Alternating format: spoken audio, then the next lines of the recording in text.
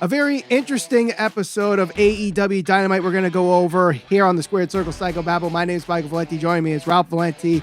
We start off with the Casino Battle Royale. The winner will face Jon Moxley in the main event for a spot at the interim AEW Championship at Forbidden Door against the winner of Hiroshi Tanahashi versus Hiroki Goto, which the whole situation is way overthought and convoluted that, we can spend a whole episode on, but let's focus on the show itself.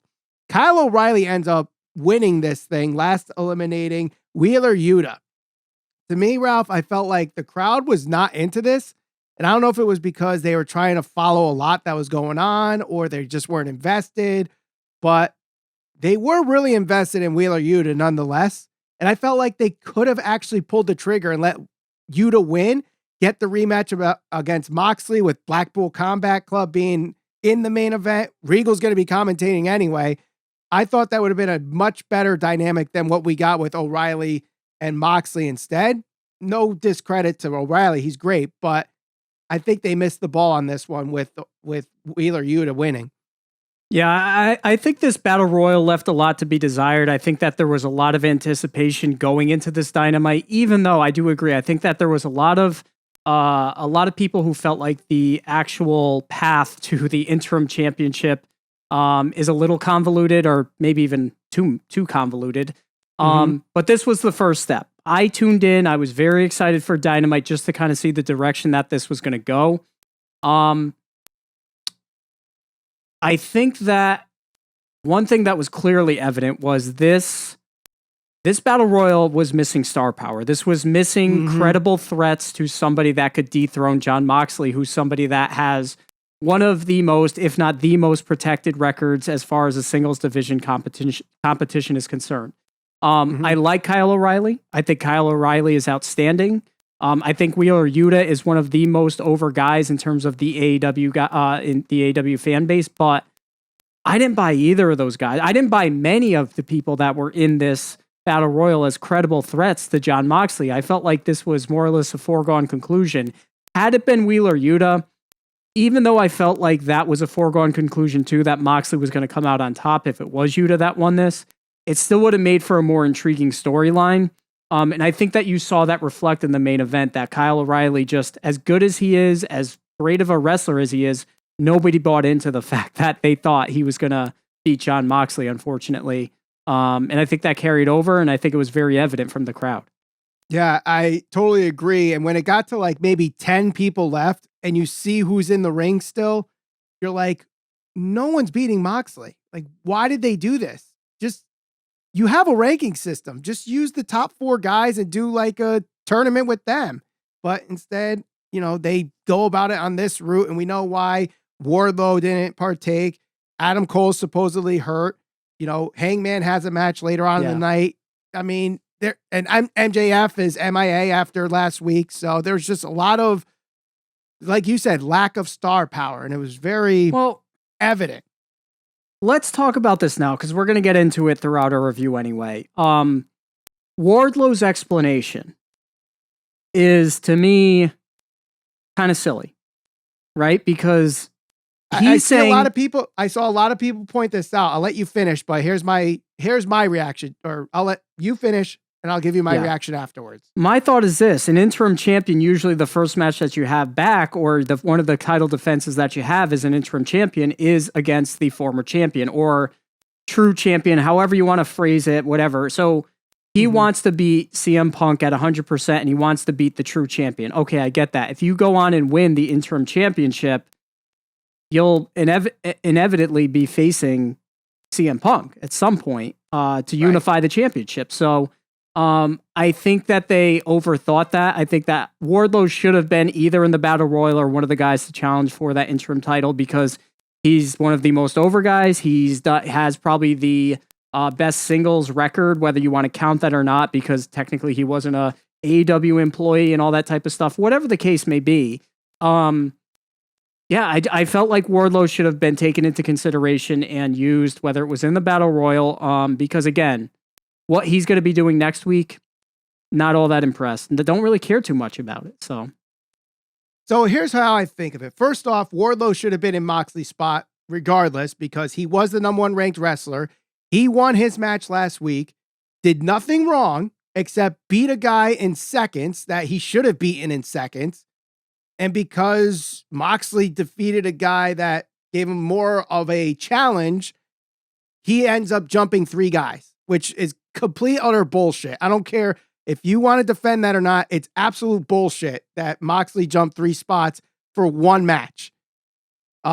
Second off, Wardlow's explanation is actually really, really good, because what he's trying to explain is if he wins the interim championship, he's still an AEW champion, and that will be his first title reign. He does not want his first title reign to be labeled as an interim champion. He wants to win his first title. Foregone conclusion. You are the AEW champion, no questions asked. So he's going to wait for CM Punk to come back and beat the AEW World Champion. No labels in front of it, like we had with Sammy Guevara, where he was a 3-time TNT champion, although one of the times he was an interim champion. He doesn't want that. He wants the first time to be foregone conclusion. I'm the AEW champion. No questions asked. No loops and whatever. I'm beating CM Punk because he's the champ. So I have no problem with that explanation whatsoever. Well, while I get it, at the same time, I definitely feel like like you said, Wardlow should have been the guy that was at least positioned to be the #1 contender, whatever the case may be. Because again, following the pay-per-view, I said this last week, I don't think they're using Wardlow correctly. I think that he's certainly organically over. The fact that he's going to challenge for the TNT Championship, I'm fine with that. When's that going to happen? Scorpio Sky is supposedly hurt. What's Wardlow doing next week? Oh, he's going to wrestle 20 security guards. Like, this is what we're going to... Could you imagine if after Steve Austin had done stuns Vince McMahon or whatever, and their rated started going through the roof, and the next thing he did was, like, I don't know, wrestle security guards. He did a gauntlet match against a corporation. He probably did do that. But, at least, like, the Stooges, like Briscoe and Patterson, were over or known to the fan base. It's like... Right. This is the best they're going to do with Wardlow right now. I think it's a missed opportunity for them. I don't like the way he's been used after the pay-per-view. And, hopefully it gets on the right track. But, I think that this is definitely... And going back to the rankings, Tony Khan, I think, tried to explain this as, based on who Moxley beat, and, it's more credible. And since when there is no criteria for these rankings. They're so subjective. They're so arbitrary. We've said it so many times on the show and debunked it a million times. I don't want to see anybody talking about the credibility of these rankings. They're only used when it's convenient, when they're in a position like this, and even when they're in a position to try and utilize the rankings to justify a match or something. They still mess it up. So I don't disagree with Moxley being highly ranked, but no, I'm not buying it.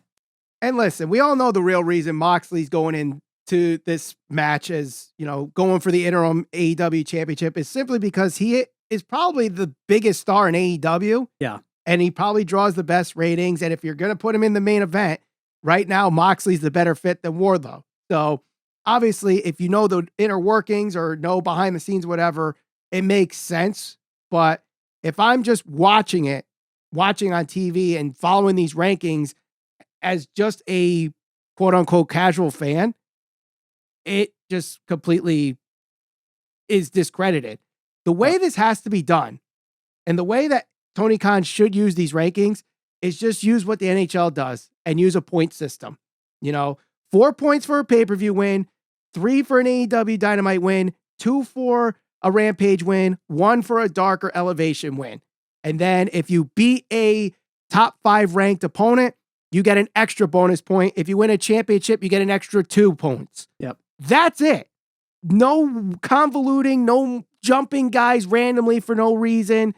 Just go with a point system, and it would make it so much easier to just book everything and be like, all right, we need to get this guy to 5 points. How do we do that? Bam, done. And no questions asked. Absolutely. That's the way to do it. Tony Khan, I fixed your ratings or your ranking system right then and there. Go with the NHL point system. I know football and soccer are your quote unquote expertise, but follow hockey once in a while. You'll thank me in the long run. speaking of something that came out of left field and no one thought would happen, we got a new title in AEW, the All Atlantic Championship. And just to go to show you how things are confusing, the brackets come out and I think only 2 countries are represented by countries that actually are bordered by the Atlantic Ocean. Oh, you went deep into the research with this one. I didn't go that deep in this. Yeah, Ethan Page, who is from Canada, and Pac, who won against Buddy Murphy in a really good match, is from Great Britain. Everyone else is either inland or bordering the Pacific Ocean. Plus, the belt design is amazing, but there's 2 country flags that border the Pacific Ocean. So I don't get why it's called the All Atlantic Championship. But basically, what it's priding on is the fact that they are beating WWE in Great Britain, which kudos to them if they are. That's great that they're beating WWE anywhere, whether it's the United States, Great Britain, Italy, Japan, China, whatever. It's still a great feat. But the naming of the title is weird. What the title represents, I think some people are confused. Is it an IC title? Is it an interpromotion title? It's very confusing.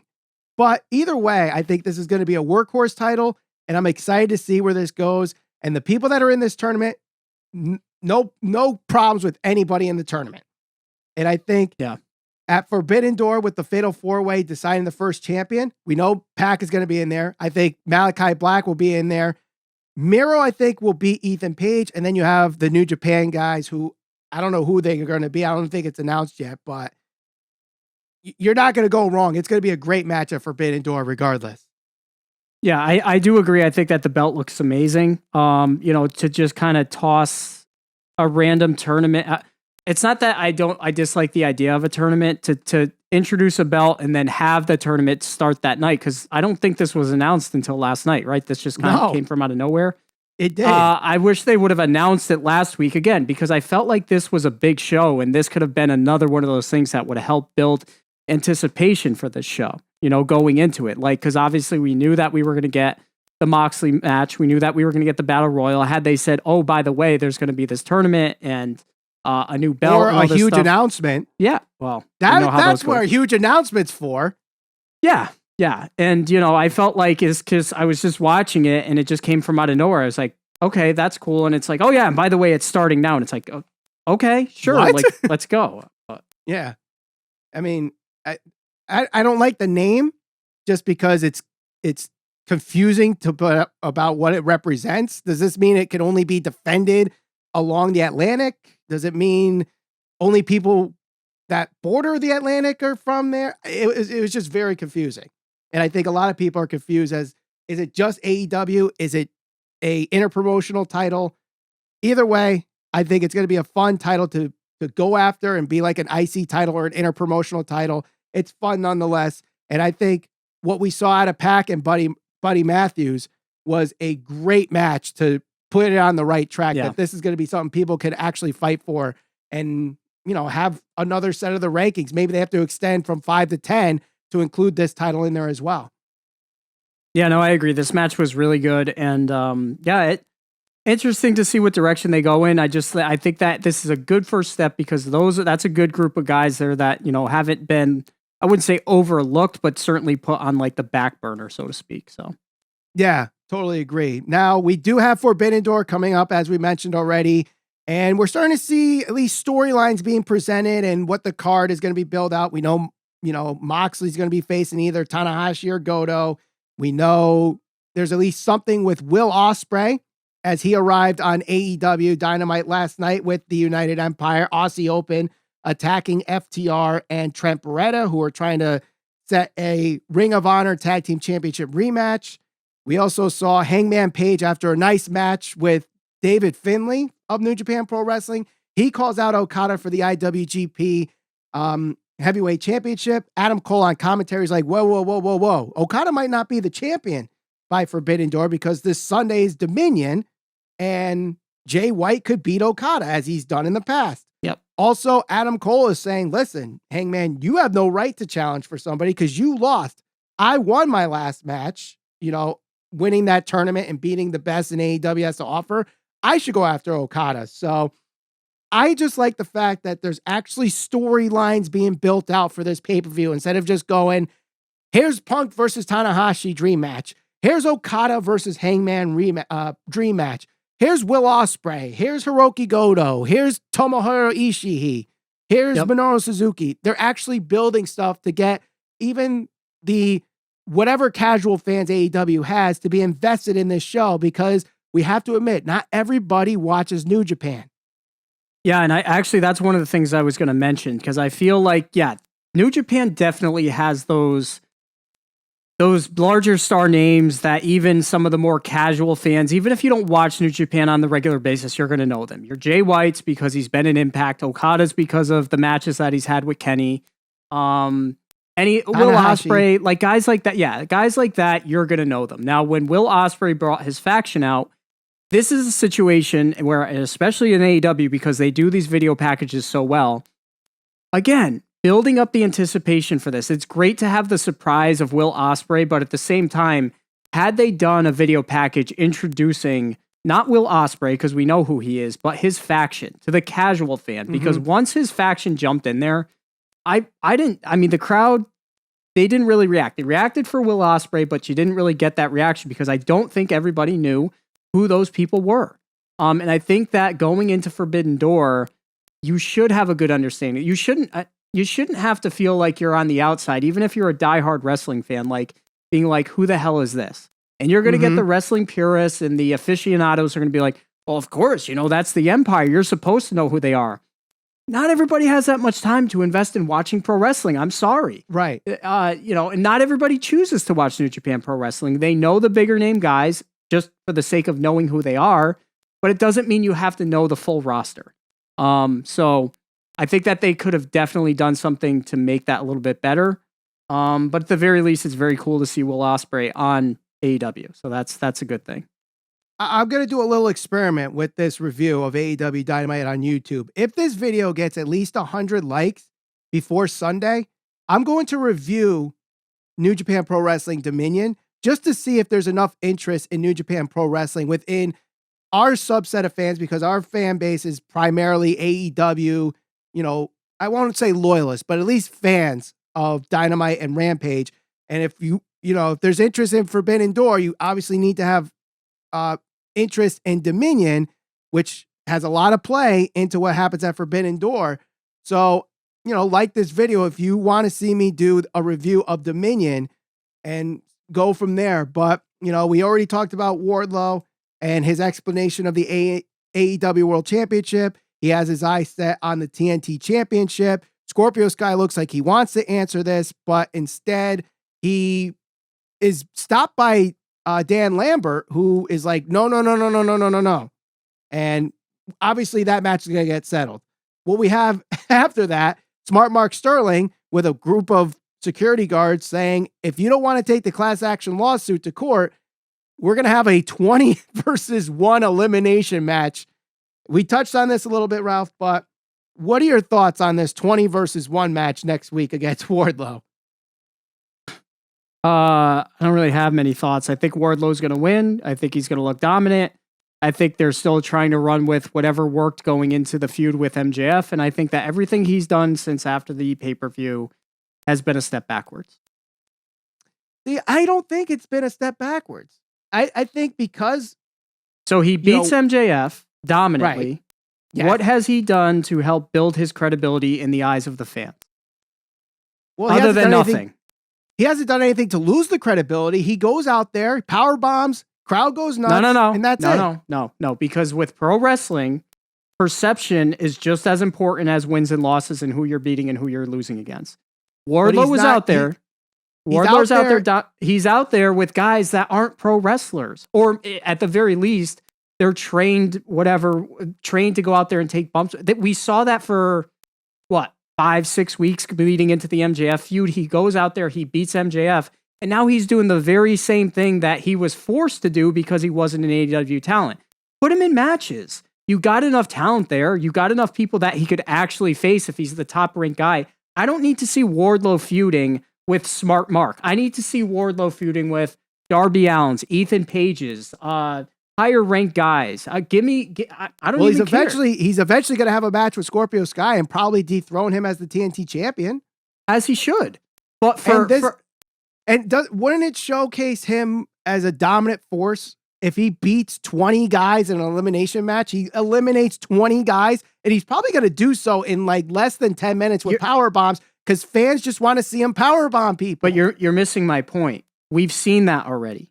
We've know seen it a million times. We're past How many times have we seen Goldberg spear people and give him jackhammers, and still people go nuts for him? As Goldberg started to win, those spears and jackhammers came at the expense of higher ranked guys, Hulk Hogan's or Macho Man's, the Giant, people of that caliber, because they knew, shit, we got something with this guy. Let's move him up. And I'm not saying they need to hotshot him to a title. It seems like they're going to do that anyway. But look, we saw this already. We saw the whole build with his feud with MJF for 4 or 5, 6 weeks. I don't need to see him wrestling security guards. I want to see what Wardlow's made of. If he can hang with the big dogs, if he could beat some of the top guys, if he is that good, go out there and let him do that. Let him beat some of the top ranked guys. If he's just going to be used as like a guy that's going to go out there and be like a sideshow attraction and just powerbomb people week in and week out, going to get old really quick. Going to get stale. And for me, after beating MJF, I think that's his point where he should have moved past, let me wrestle a bunch of no-name security guards and feud with Smart Mark. I think he's better than that. I agree. He's better than that. But at the same time, if the fans are okay with just seeing him powerbomb people and they're going to go nuts for it anyway, a couple weeks of that is not that big of an issue. But, I think we're just going to go round and round and round debating that. But let's move on. We have Thunder Rosa finally appearing on AEW Dynamite for more than a minute and a half. She ends up having a match with MARINA SHAFIR for the AEW Women's Championship. MARINA SHAFIR answers an open challenge backstage prior to the show. That's how we have this match. MARINA SHAFIR somehow is ranked 5th. She's 8-1 heading into this show. I think 8 of those wins were on AEW. Actually, no, sorry. 7 were on AEW Dark or Elevation. The 8th being on TV where she beat, I think it was Sky Blue in like 4 minutes or whatever, prior to her loss against Jade Cargill. Decent match. Thunder Rosa does win. But afterwards, MARINA SHAFIR attacks Thunder Rosa. Toni Storm comes in for the save, holds the belt up, obviously planting the seed for Thunder Rosa's next big match, which will be against Toni Storm. This would have been great if Toni Storm actually won the Owen Hart tournament and actually, or at least made it to the finals, because she gets eliminated in the semis by Britt Baker, and now she's challenging for the AEW Women's Championship or heading towards that direction. So I think that's a little bit of backwards booking on Tony's part, but at least Thunder Rosa is going to be on TV. I don't mind the open challenge thing if that continues. And Toni Storm being another person to build into the women's division, also not a problem there either. Yeah. Match was okay. Not really going to crap on the match. I thought the match was all right. I think that Thunder Rosa, again, she's the women's champion, hasn't really been a focal point of Dynamite or AEW in general, unfortunately. This will be a good feud for both of them. Even if you want to disagree with how they're getting to it, it's at least 2 of the top women in AEW feuding against each other. So hopefully they give us something that we can get invested in. So remains to be seen. Right. And now we have the main event. Jon Moxley does beat Kyle O'Reilly for that spot at the AEW Interim Championship against Kyle O'Reilly here. The match was good. We did get, once again, another flub by Jim Ross calling Bryan Danielson Daniel Bryan, but William Regal has a nice rebuttal with that, saying he came up with the name, so he doesn't mind. These guys beat the hell out of each other. I thought it was a good match, but again, as we pointed out in the beginning, did you really have any inclination that Kyle O'Reilly was going to beat Moxley? I mean, it's ever since Moxley was put in the position that he's been in, he's going to win the title. Even if you have like Tanahashi or Goto at Forbidden Door, like, are you going to have Tanahashi beat Moxley to be the interim AEW World Champion? I tell you what, I believe that happening more so than I thought Kyle O'Reilly was going to beat Moxley last night. I mean, Kyle O'Reilly, like, going back to when he was in NXT, he was a guy that was like the second in command to like Adam Cole, and eventually they feuded, and then he came out on top in that. But AEW has not really made him feel like he was a threat at that level. Certainly not at Moxley's level. Again, I would have believed it more if it was Wheeler Yuta. I really would have. Yeah. I thought this was foregone conclusion that Moxley was going to win. I think the backstage interview that they had with Regal and O'Reilly was really good. That helped set this up to where maybe O'Reilly could just fight it out and prove us all wrong. But at the same time, it's like, yeah, we know it's Moxley. You're not having Kyle O'Reilly main event AEW Forbidden Door. No way. Right. But next week is going to be interesting because we have a ladder match for the tag team championships. Christian running his mouth yet again, putting Jurassic Express in a triple threat. So it's going to be Jurassic Express versus the Young Bucks versus the Hardys. And I think this is the 4th ladder match on AEW television this year alone. It's going to be a fun match, so I'm not really complaining too much, but I think this is where you finally see the turn of Christian and Jungle Boy, because even Jungle Boy's facial expressions again, like, dude, what are you doing? Stop putting us in these situations. Absolutely. The other thing on the back of my mind is Jeff Hardy, man. He looked in rough shape at the pay-per-view. I can't imagine what he's going to be walking into. Hopefully he doesn't do anything too crazy. Hopefully he doesn't get himself hurt seriously.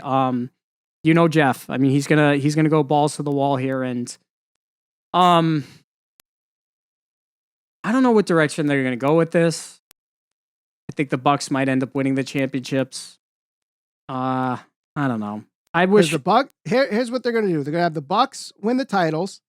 Hardys and Bucks will have a tag team match for the titles, and then once the Bucks beat the Hardys, we get a rematch with FTR because they're still the #1 ranked tag team. And they probably won't lose that spot unless Tony Khan decides, hey, we're going to throw someone else up at #1 for no random reason. Yep. So, but it should be fun. Let us know in the comments who you think is going to win that ladder match. The Young Bucks, the Hardys, or Jurassic Express, win yet another triple threat match in the comments below.